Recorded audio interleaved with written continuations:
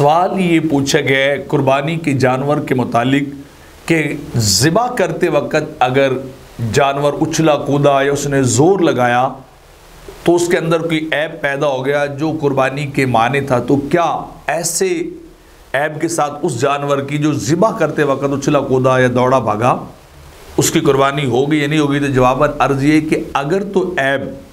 ज़िबा करते वक्त पैदा हुआ है, जानवर उछला कूदा भागा दौड़ा ज़ोर लगाया,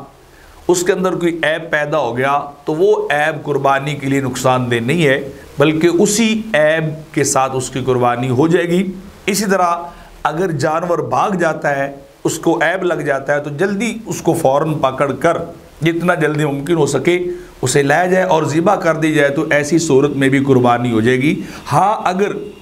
ऐब ऐसा हो जो पहले लग गया हो, कुर्बान करने से ज़बह करने से पहले उस जानवर के अंदर पैदा हो गया, तो वो ऐब यकीनन कुर्बानी के जो वो माने है।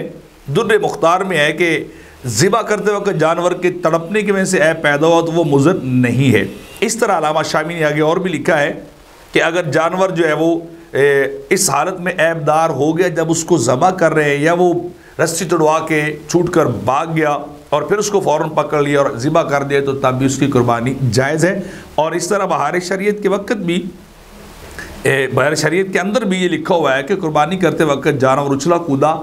जिसकी वजह से उस जानवर के अंदर ऐब पैदा हो गया, तो ये ऐब मुज़र नहीं है, उसकी कुर्बानी हो जाएगी। उसको फ़ौरन पकड़ कर दोबारा ज़िबा कर दिया जाए या उसी के तरीके से उसको जल्दी के साथ जो है वो कुर्बान कर दिया जाए, तो कोई नुकसान नहीं होता है।